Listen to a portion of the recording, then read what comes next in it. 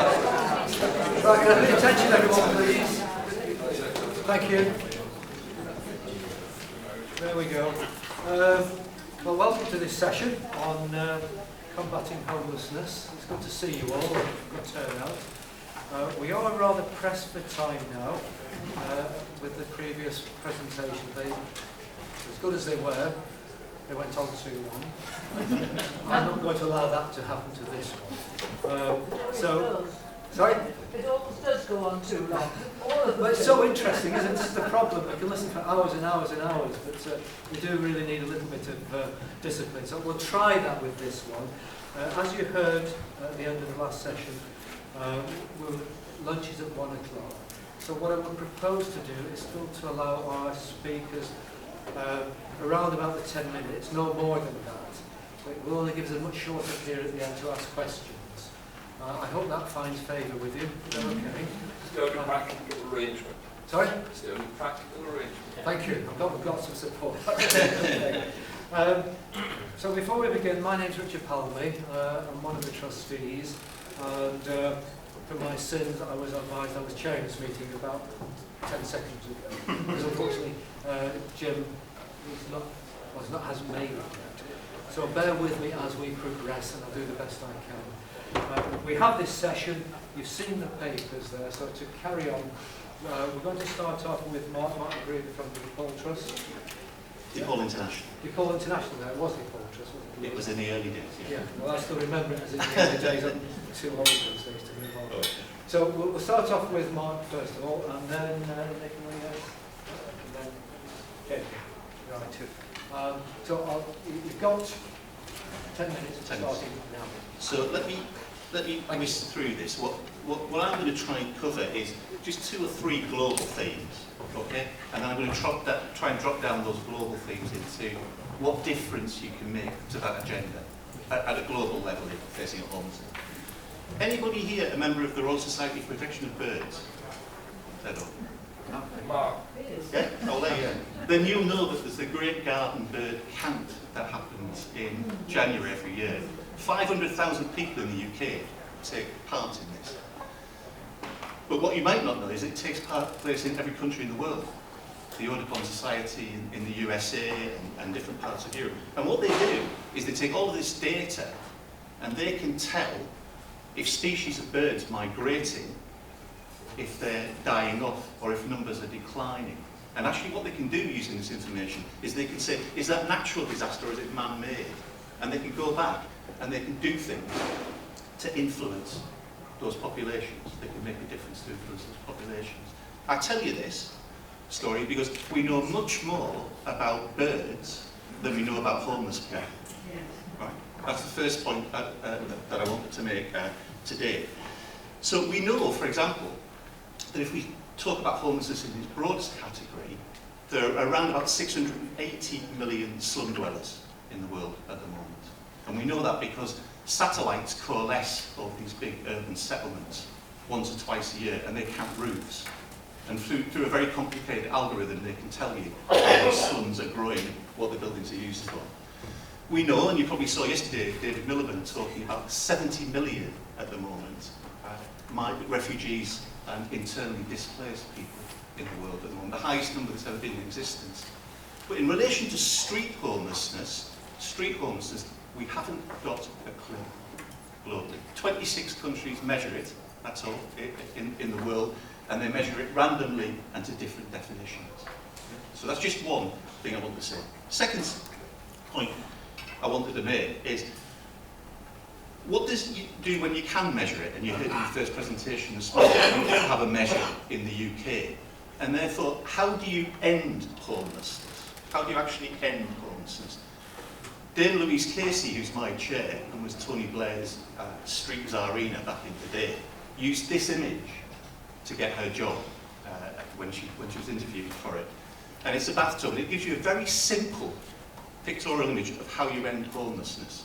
If you imagine this is a bathtub that's overflowing, if you imagine that you have this water on the floor in this image, that's street homeless people who are on the floor, literally, yeah, that are there.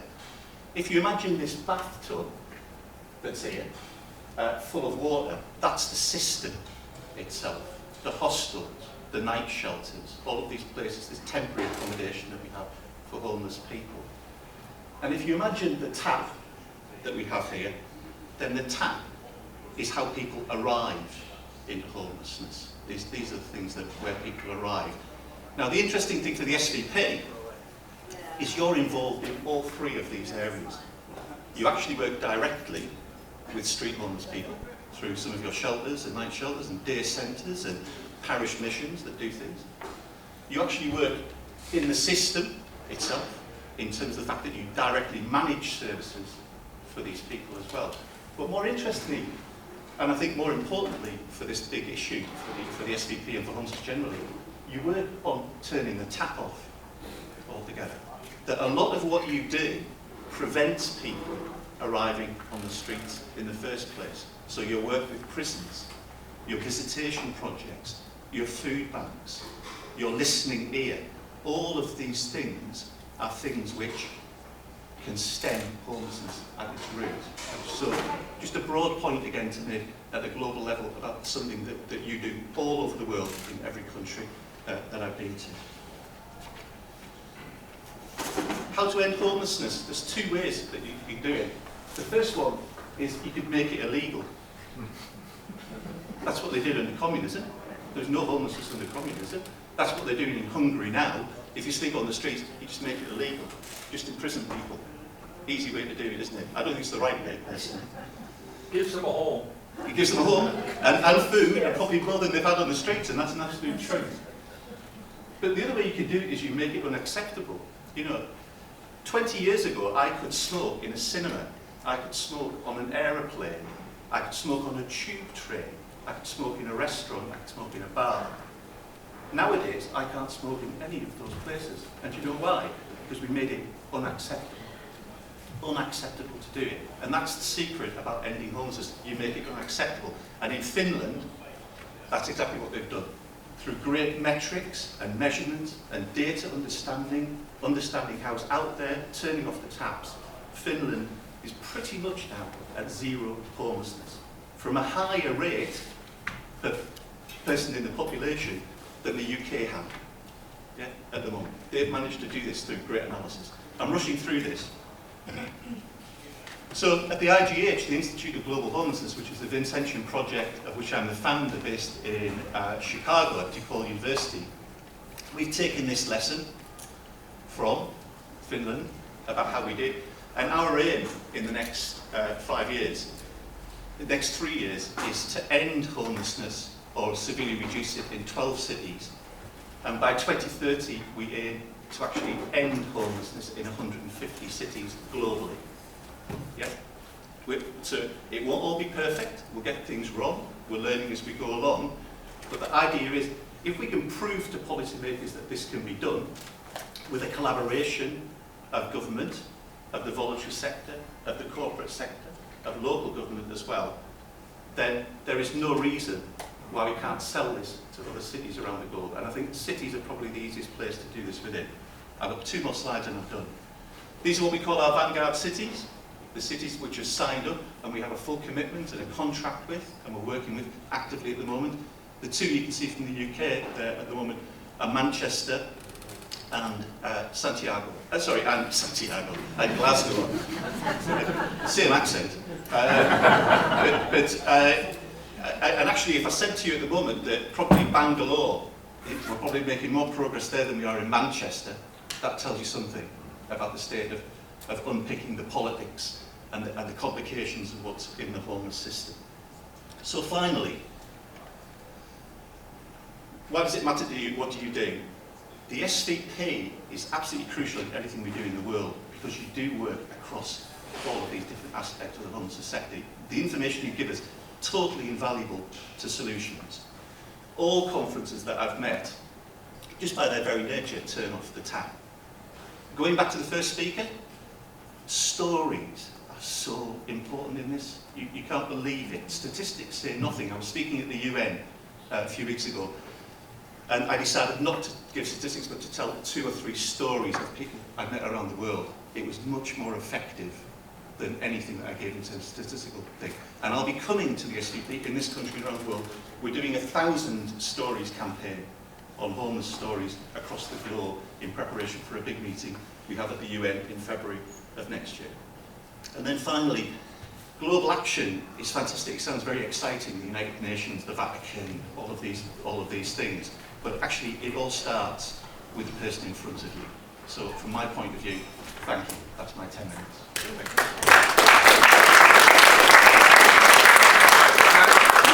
Fantastic one. Thank you. Now we have a copy of the slides. Of course, yes. Right. Take your seats. I hope I've got a little bit of good news. I've just had a little message through that says we've now got till about 1:15, so we can continue with the presentations up to 10 minutes each, and then devote about a half an hour to conversation afterwards. So great pleasure now, without fast rushing on, to introduce you to Nicola, our head of Nightstop. Is that right? Yep. At least I've got something there. That's good. So over to you. Thank you. Thank you for having me along today. I'm going to talk a little bit about some of the specific programmes we do at Depaul UK to combat youth homelessness specifically. At Depaul, we very much believe that everybody deserves a place to call home, and not like the Hungary example that Mark talked about. We actually believe that needs to be so much more than just shelter. It needs to be somewhere that is welcoming, and it needs to be somewhere that is dignified and supports people to move on forwards with their lives. And that's very much at the heart of what we do in terms of the projects we deliver at Depaul UK. We really make sure that the supported accommodation that we run across the UK is as psychologically informed as possible. And that means really practical things like not having bars on windows, not having signs up everywhere saying do not do this, do not smoke, do not drink, and making sure that when they arrive, they know that we trust them and that we're going to support them to move forward. And that's really important in how we deliver our services. The area that I'm responsible for is our preventative work, which is very much the tap part of the bath analogy. We obviously want to combat homelessness, but we also really want to make sure that we prevent it from happening in the first place. And we do this in a number of ways. We start at the very beginning, working with schools and colleges with 13-year-olds upwards to address the root causes of youth homelessness. So rather than talking about what homelessness looks like and how it can affect you, which for many young people doesn't feel like a reality, we instead look at things like conflict, managing relationships, how to communicate with your family, which are things that, if not dealt with swiftly and as early as possible, are the things that can escalate and lead on to young people leaving home and living in unsafe places. Following our schools work, we work with families, very much, again, addressing some of those relationship issues, knowing that family breakdown is absolutely the main reason why young people become homeless. So we offer family mediation with the hope that we can support the young people to return home or stay at home. But we also want to make sure that they've got those support networks around them, so if they do live independently, they know who to call and who to rely on when things go a little bit wrong, perhaps further on in their lives. And that's really at the heart of what we do with our family work. We also know, and I know someone asked the question earlier to Matt when he was talking about mental health, is a massive issue for young people facing homelessness. And so we focus on things like their emotional well-being and resilience through counselling services to ensure that they're able to cope with whatever challenges life might face them at an early age. And then, when we've gone through those different stages, we also offer Nightstop, which is our emergency accommodation service, which I'm going to talk in a bit more detail, and is very much about our programme to ensure that everyone has a place to call home. Nightstop is a community solution to youth homelessness, and essentially it is placing young people in the homes of our trained volunteers. So we have about 600 homes across the UK that open up their doors and open up their homes to a stranger. And they welcome in that young person for on average about 8 nights at a time to give them somewhere safe to stay whilst our staff teams are working really hard to make sure that they move on somewhere safely on a long-term basis. They offer very practical things like a meal to eat and shower, private room, and someone to talk to if they need to. But they do something so much more than that, our volunteers. They also restore our young people's faith in humanity. They realise that these incredible volunteers are welcoming a stranger into their home, reminding them that there is more good in the world than bad, and that people there are there to help them when things go wrong, much like any of the people that you work with at your campuses. People often get nervous with Nightstop and think, how on earth is this safe for the young people or the volunteers? And touch wood, I always have to say that's not even wood. But we have had no major incidents over the last 31 years since Nightstop has been running, and which is a bit of a miracle. And we often talk about how if Nightstop was to be established today, everyone would say it is far too risky and everyone would be too nervous about it. But by and large, this is a programme that works really effectively and is reliant on the kindness of strangers.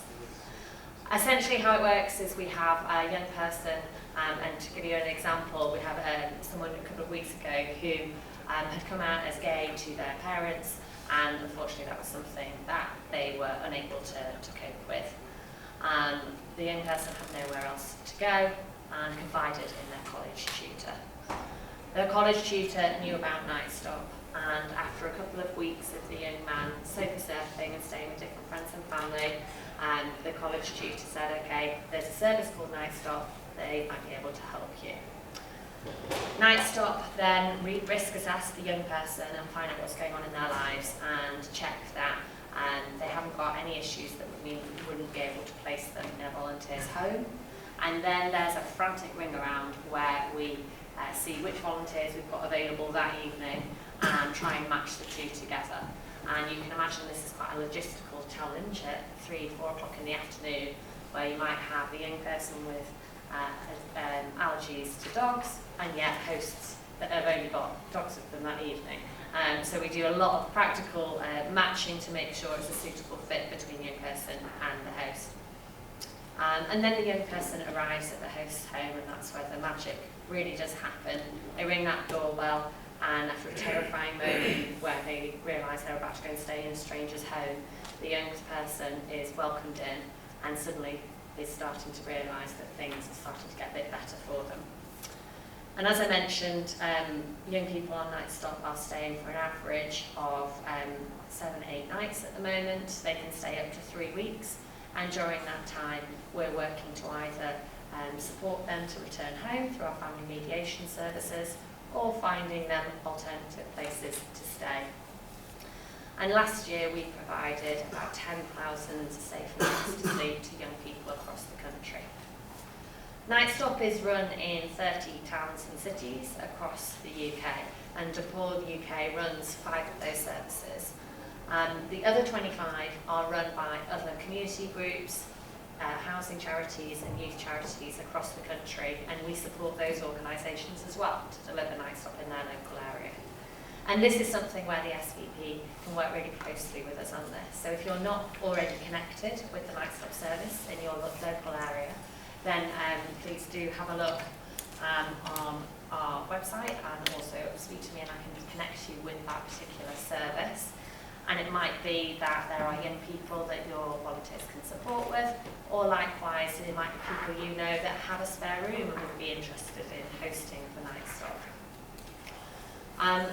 We also don't have a Nightstop service in a good proportion of the UK, and we're working to actively grow the service. And if you haven't got a Nightstop service in your area, but you think there's a real need for 16 to 25-year-olds who've got nowhere else to go, that the alternative is a winter shelter or an adult hostel, then this might be a perfect thing for us to work together on to set up in that particular town or city. So again, do speak to me if there isn't one in your local area. Just wanted to finish with a story about Matthew, who is from Sheffield, and he came to Nightstop after the relationship with his mum broke down. And you can see there, just after 5 nights with Nightstop, he really valued his experience, saying it's quiet here. And I think that's something we can really underestimate, the power of a good night's sleep, the power of feeling safe, of peace and quiet, after perhaps some time sleeping in unsafe places. He said, it's quiet here, I like that. The host kids are really lucky to have them as parents.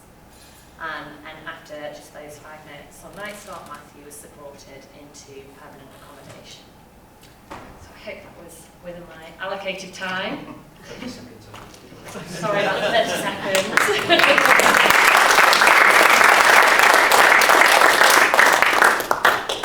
Absolutely fabulous. Brilliant.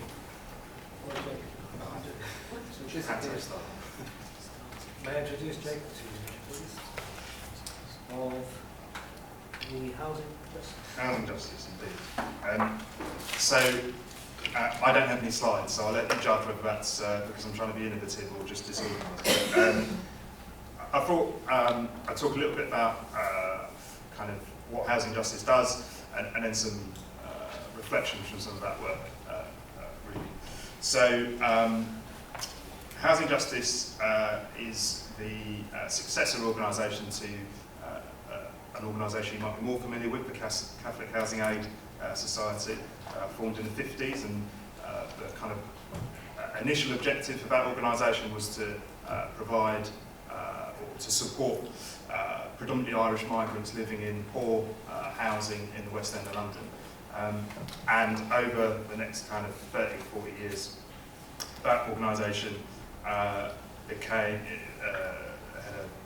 developed a network of housing advice centres, helped hundreds of people move out of really poor quality private rented sector housing, and quite an overlooked part of their history had a really profound impact on the policy landscape in this country when it comes to homelessness and in particular rough sleeping. It was a key contributor to the 1978 Act, which informs most of most homelessness policy in this country.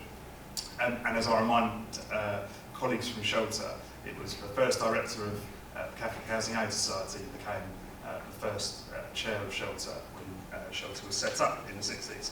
So today, Housing Justice, which is an amalgamation of CHAS and Anglican response and a Free Church response to homelessness, has kind of 3 main strands of work, and as well as campaigning and working with colleagues in various tiers of government for structural change. And those 3 tiers are, or those 3 areas of work are support to a national network, a absolutely huge and growing network of night shelters, church and community run night shelters across England and Wales. So we work with 120 projects like that in various ways, and provide some direct provision ourselves. We run a hosting scheme within the M25 area, where we match very much kind of on a Nightstop kind of model. We match somebody with a spare room to a destitute migrant, almost always an asylum seeker on a second appeal usually. And if you feel your pain on the kind of risk factor, but add in asylum seekers and undocumented migrants, and it's a whole different level of risk. But it's an incredibly successful project, and one which has a really profound change in the life of the guest, but also really interestingly of the host. And the third thing we do is we work with churches to develop affordable housing on their land, which is pretty successful in Wales. So we're kind of bringing forward about 15 units, social units a year in Wales. There's more churches closing in Wales. Less successful in England. Didn't help that the government took away Housing Association grant for quite a long period of time, and they're a key partner to delivering that work. So in the night shelter work, so we support about 120 night shelter projects, community-run night shelter projects across England and Wales. We paid out about 250 grand's worth of grant to support those projects start, increase the number of beds, increase the casework support they're able to offer guests, and we're talking about a group of usually relatively small projects. We advocate a particular model where 7 churches get together, host the shelter on a different night each week, a fairly kind of well-known model. So 5 years ago, there were 62 projects in our network, Nightshop projects in our network. Today, or yesterday when I checked, there were 125, so it's more than doubled.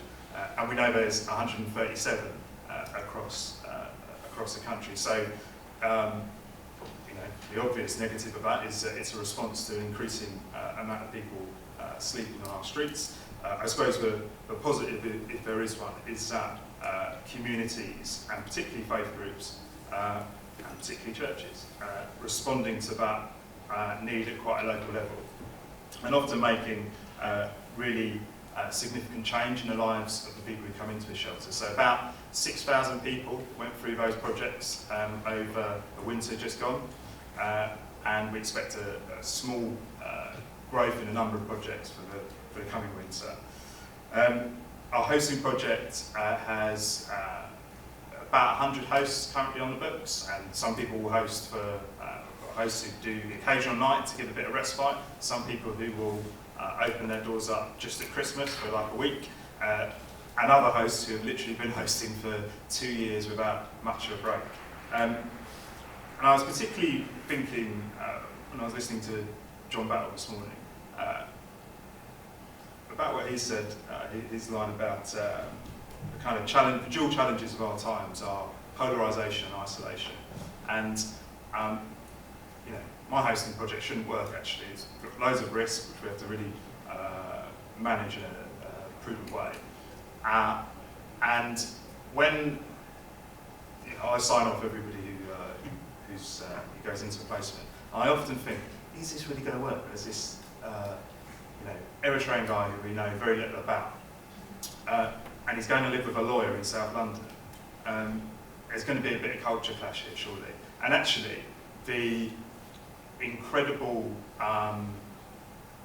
stripping it all back to just two human beings and kind of seeing them talk about develop relationship over food or football or finding things that we have in common and building mutually sustaining relationships, mutually beneficial relationships is the best part of my job actually.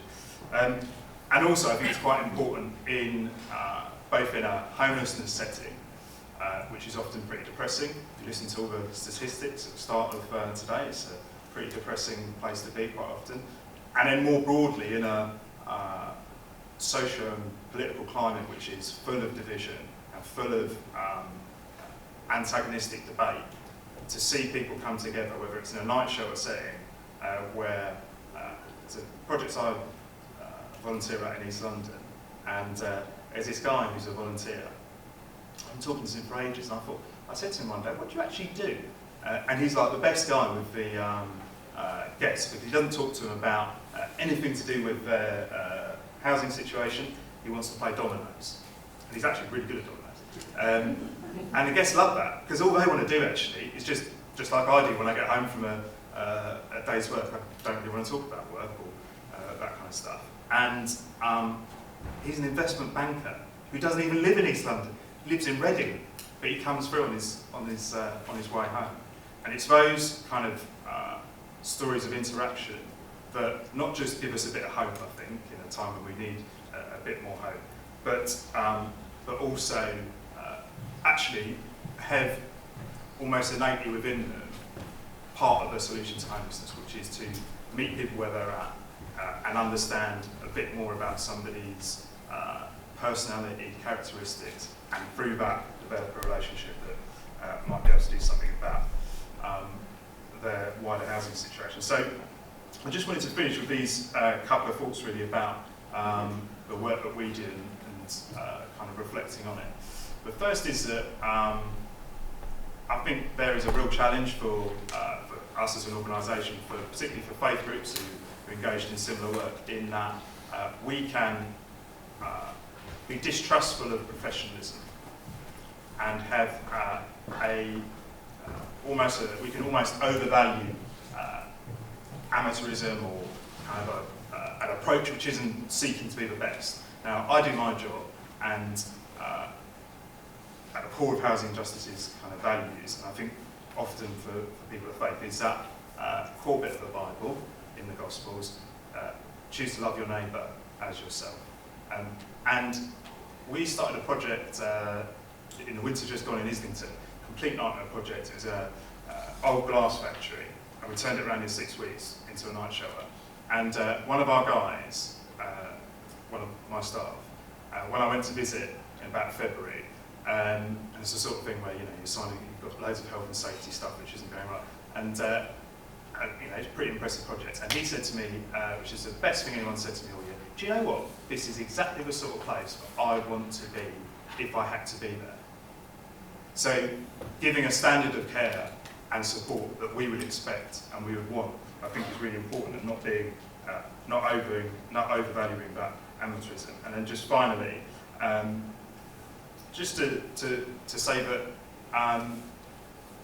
not expecting through our, or knowing what our role is in a quite a growing and professionalised homelessness sector, that very few of our projects in our network expect that when someone comes through the door, by the time they leave that project, they will be fixed and everything will be okay. But they know the contribution they can make, which is to develop friendship and relationship, and that can contribute to working with other partners in the sector to make a positive change. And that's it. Thanks very much.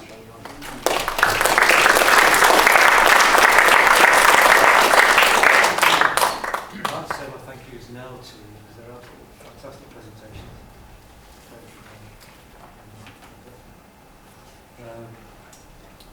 We've got a little bit of time now, happily, to pose questions to the panel. Perhaps amongst ourselves, so we'll take those ideas back and develop them. It just struck me that there's probably 2 or 3 themes coming out of all those discussions, which were dealing with, if you like, one end which was the strict homelessness and cities around the world, so the global approach. We then had that fantastic thing from Nicola on the Nightstop idea, which would frighten the life out of me, I've got to say. But it works, it's fantastic, and I'm sure that's something that we can all take back with us sort of further. Emulated a wee bit by yourself in what you do, but also this campaigning bit. We heard that this morning as well, about the need to try and change structures. So apart from seeing the face of Christ in everyone, particularly those in the greatest need, we've also got to attend to the causes of the problems if we can at all. That's the one I struck, but anyway, the floor is yours, please. So can I take a first question? Yeah, it's a question to all 3 speakers, really. The work you're doing is obviously very much appreciated by everyone. But where do you get all your funds from? Are you able to tap into any government funding, or is it purely voluntary contributions that you rely on? We'll do that in order then. So in order of the speakers, because it's a one to everyone. Yeah, I work globally, so I can say to you that in Europe, which tends to be what I would call a rights-based culture, you normally have a social platform. So I think 90% of our funding in Ireland, for example, comes from government. Probably about 75 to 80% in the UK would come through government. If you went to Slovakia, for example, you drop down to 50%. If you went to Ukraine, which is where I met Father Paul in the middle here, it drops down to 0%. Yeah. So the way that these things are funded depends on the eye that you look at it. Is homelessness about a rights-based issue, or is it about a personal responsibility issue? As soon as you get into a culture like America, is much more similar to Ukraine in the sense of you got yourself into this mess, you get yourself out of it, and charities will help you on social platforms. So the model differs from company to company, but generally in the West, a fair percentage comes from government. So at Depaul UK, about 3/4 of our funding comes from local authorities to deliver our support and accommodation, but Nightstop doesn't receive virtually any local government or national government funding. It's funded through trusts, foundations, community fundraising. So yeah, as is always the way, preventative work is really hard to prove that that's where the money should be invested. So there's a lot of work for us to do on that. For us, probably about 40% of our funding at the moment, or our income for this year, will be from either regional government, or there's a small bit of money coming in actually from central government as well. And I think that the interesting thing perhaps for SVP in this is that I think the current government, in fairness to them, are probably much more alive to the positive role that community groups, in particular faith organisations, can play, or have to play actually, if we're going to do anything about the amount of people on the street. Can I just ask one question before we go to the audience? Do you have to bid for that funding? How do you? What's the next stage? You don't just sit there and receive it. Presumably somebody goes knocking on the door for you. Do you want to go first? Go for it.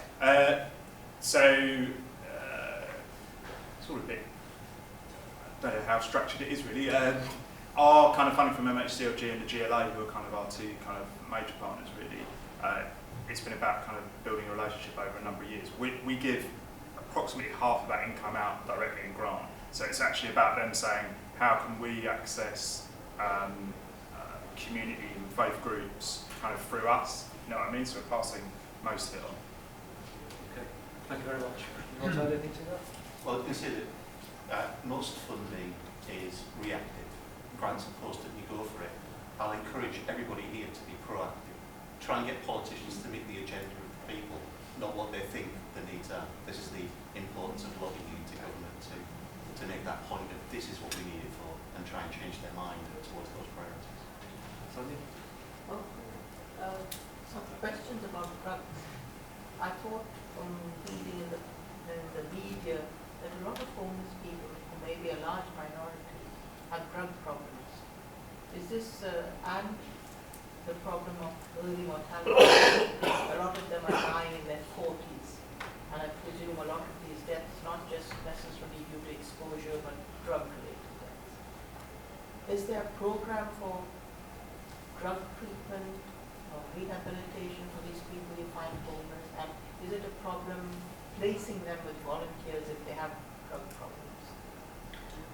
So I should have said, really, with Nightstop specifically, we're working with a very targeted group of young people.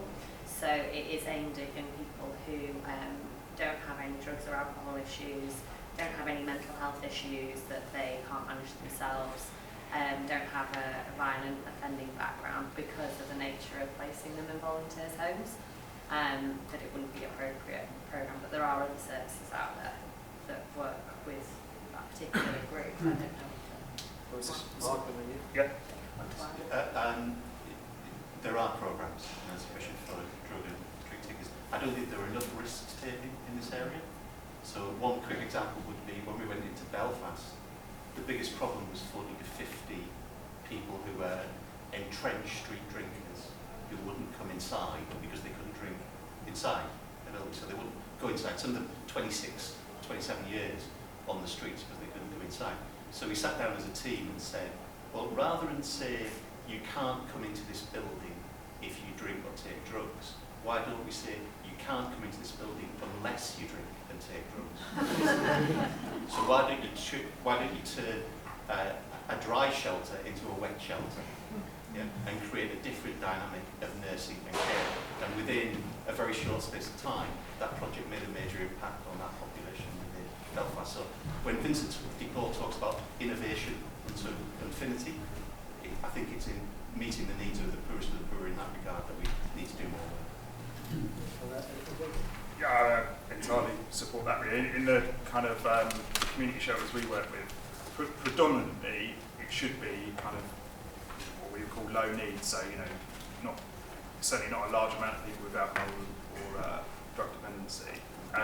I think there's a really interesting thing, which is actually very much about kind of what risks are taken, in that a lot of people who will come into a church shelter have been engaged by an outreach worker already, and they've chosen for one reason or another not to accept an offer, or they didn't want to go with a local authority or a commissioned offer. So faith groups in particular, the kind of the hospitality they offer in a shelter project can actually, sometimes it is particularly people with substance issues who find who that could be the start of a change for them. So, networking that shelter project in with local groups is really important, and actually they do it really well. Thank you. This is Taylor Martin with Brand Open Cloud.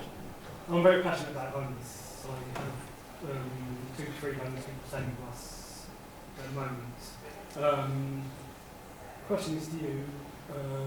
In our area where I live locally, the way they made it unacceptable was by moving them to another area, which was just to put a problem in another location. The other way they made it unacceptable was by fining them. How, going forward, how are they planning to make it unacceptable?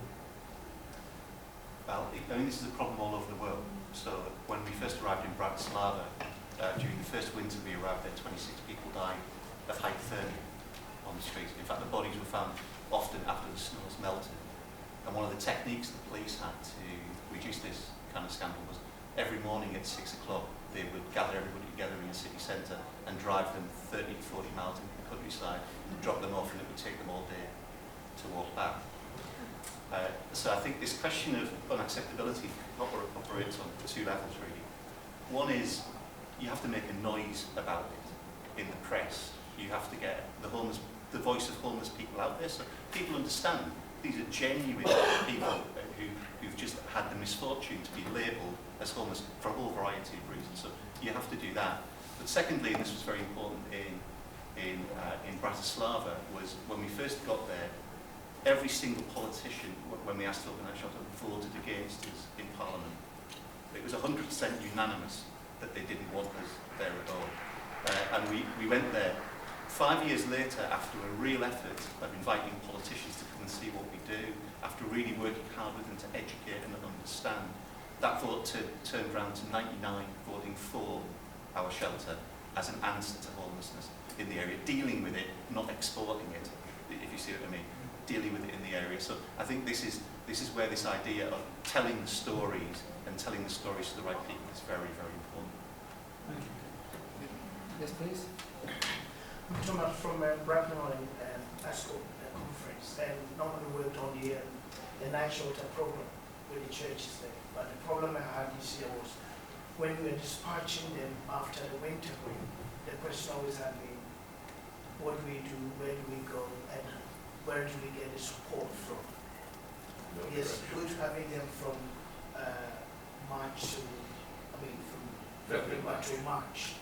Then afterwards, what do you do? And what sort of facilities does your organization have in terms of helping in this work? So that is kind of the crux of our grant program, really. That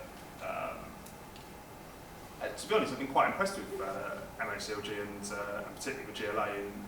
And when we were talking about funding arrangements with them, we were saying kind of you can only keep on extending beds for so long, can't you? If you're not moving people on at the other side, it becomes it's not going to work. So the focus is pretty much on improving move-on options, really, and that's obviously, I think, particularly for church and community night shelters, it's really tough because a lot of the people who end up in the church and community night shelter are people who, for one reason or another, can't get in to the local commission shelter. So a lot of, particularly in the M25 area, a lot of non-UK nationals, usually with no recourse to public funds, and a degree of a number of people with substance issues. So happy to chat afterwards about how we might be able to do something. Okay. Thank you. Yes, please. This is a question for Mark. Mark, when you have a program that's as blue sky as ending homelessness, or apparently it's blue sky, and you turn it into a reality, can you tell me, say for Glasgow, for example, what's the top 3 things you say to the Glaswegian, council? These are the things that you need to do to start this. The absolutely most crucial thing to do at the beginning is data. It's data. Data is the most important thing. You need to actually understand who is on the streets, why they're there, and what their needs are in terms of doing it. I'll give you one quick example, which is when Louise Casey was looking at ending homelessness in the UK, and especially in London, she noticed that there were an awful lot of people arriving at shelters from one particular prison, Wormwood Scrubs, in London. So she looked at it and she started, well, why is that? And then she found out that the release date the people being released on a Friday. Yeah? So they're released on a Friday, they've got nowhere to go to get help. By the simple action of changing it to a Monday, where people can go out to get some help, this makes a tremendous difference. So data would be my priority. The second thing is the right people and the right political will to want to do this. Andy Burnham in Manchester has been fantastic in the way he's done it. Whether he can hold together the coalition of all the other boroughs there is another question. It's been there. And third and fundamentally, it's money. You need money. I've met very few rich homeless people in my time, yeah? because you can buy your way out of things.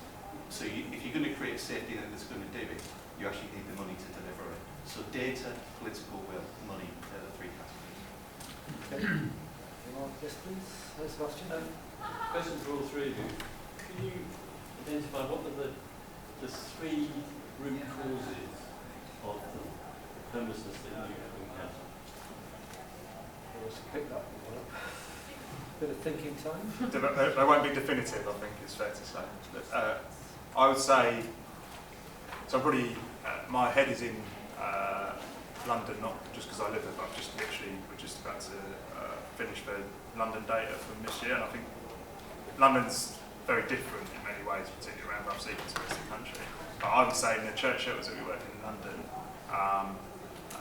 migration-related issues, key drivers, so not being able to access welfare or public housing is a big issue. There is a definite issue there with substance-related stuff. And then the third thing I think from a church shelter data we get back is probably more widely to do with welfare actually, and issues around universal credit. Really depressingly for me, it's getting harder. What the night shelter coordinators are feeding back to us is it's harder to move somebody on. So there's a growing number of people in the night shelters who are working, which is like completely anathema to me. And actually it's harder to move some of those people on for reasons to do with the welfare system and how you access housing. So yeah, none of those are particularly uplifting reasons.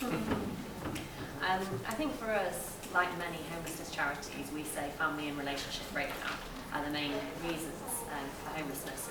But so for me, what does that actually mean? Because for a family to break down or a relationship to break down, there's lots of other things that have happened first, and we need to be much better at collecting the data about those things that lead to the breakdown, that lead to the homelessness, whether that is drugs and alcohol, whether it is overcrowding in the home, whether it's mistrust between mum's new boyfriend and the son in the house, whatever it is, we need to unpick that bit, because the category of family or relationship breakdown doesn't really give us enough information to try and deal with the challenge. I remember chairing a panel in 1995, and Peter Lilly was one of the Conservative minister, and I didn't think he'd be too sympathetic to what we were saying at the time. But I asked him the question, what would end homelessness be? And actually, he struck me as remarkable. He said, if we could legislate to make everybody love each other. And I think it's a really sharp point, because it cuts across all of this. What's lacking in people's life is love, a place of sanctuary for them to go to, whether it's about mental health, which I think is a big problem, whether it's about family breakdown, whether it's about all of these things we talked about. The one measure on this is people feeling unloved. That's kind of like one of the critical factors, I think, is that people genuinely feel unloved, unwanted, out there. That's a cause.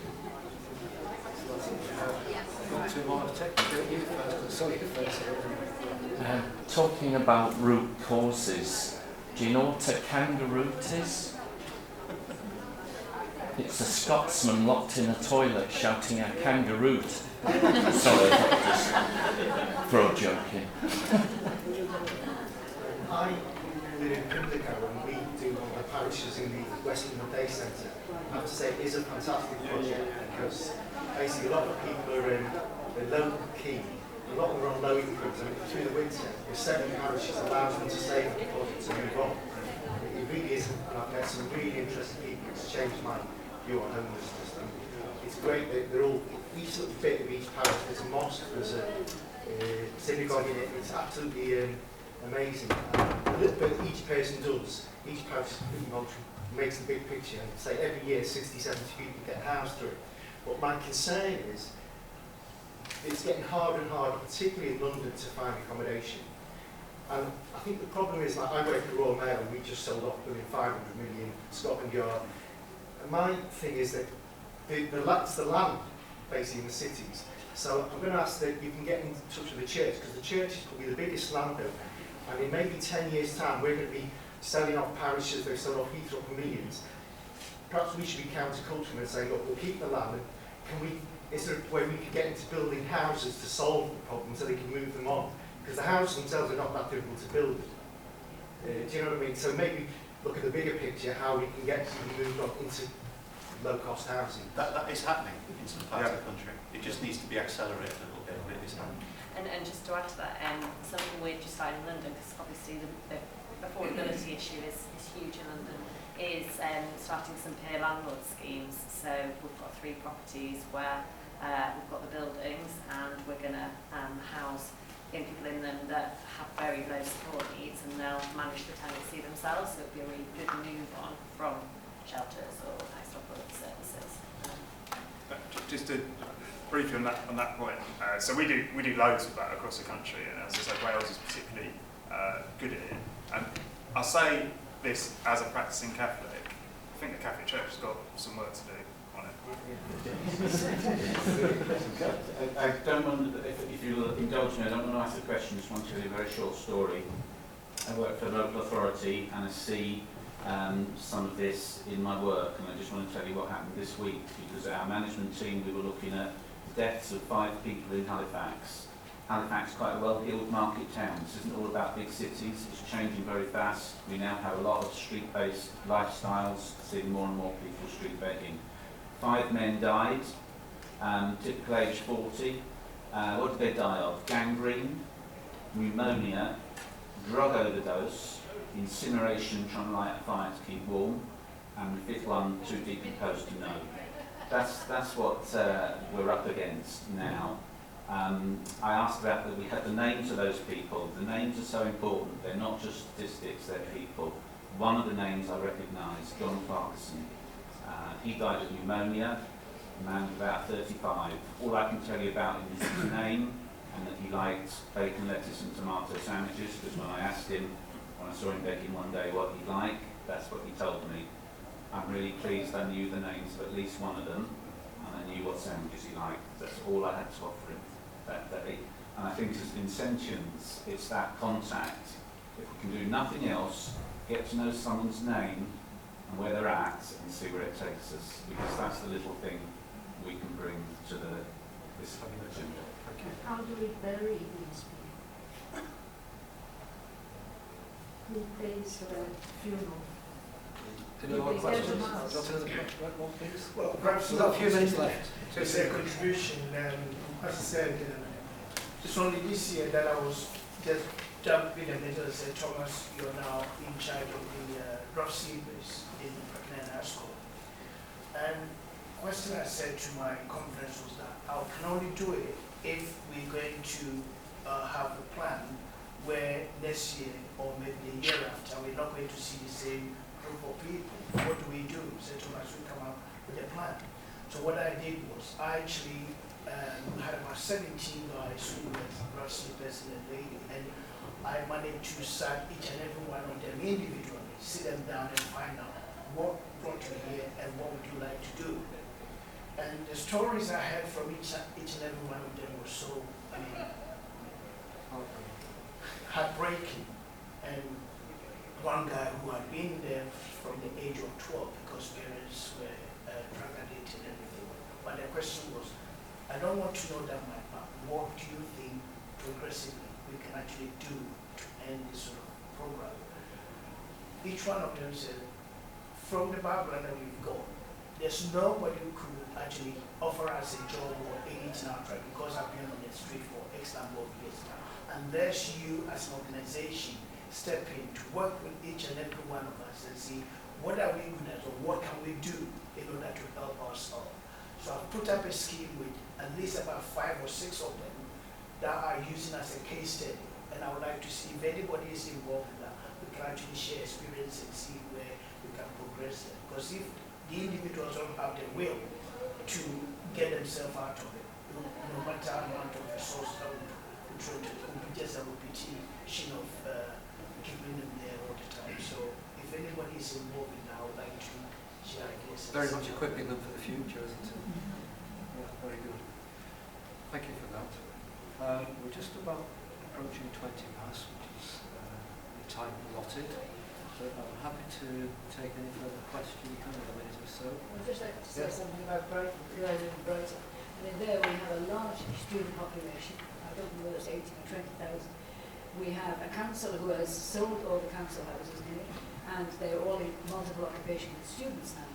And there is very little accommodation, except very expensive accommodation, and that's why we have a large homeless population, but we also have a large number of people on the housing list waiting for somewhere to live.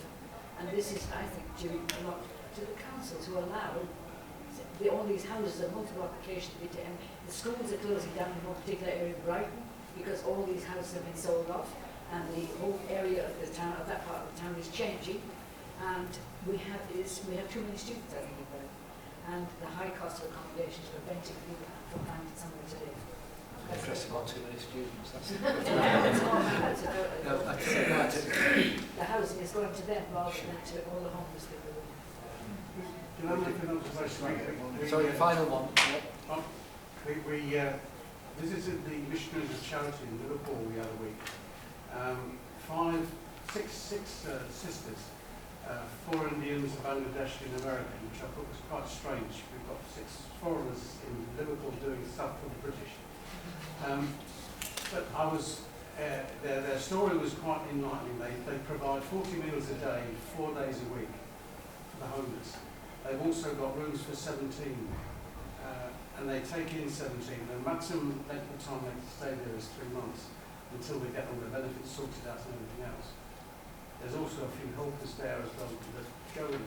But the one thing that the sister told me at the end of it was, she said, the sad thing is, after they've been here for that length of time, they go back out on the streets, because while they felt safe and secure in this environment, they really, and she says this, enjoy going back on the streets with all their friends. I found that very strange, how you can stop these people who are homeless, give them the opportunities and get everything right, and the first thing you want to do is finish is go back on the street. And I think that's the big question: how do we stop that happening? Indeed. It's a big question to stop. We'll think about that. I'm sure it's not quite a simple answer to that. I'd like to bring this session to a close, please, as it's lunchtime coming rapidly. But particularly with a really big thank you to Mark, Nicola and Jacob for initiating this discussion, giving us some very valuable insight into the work they do, some fantastic work. So can we please thank them?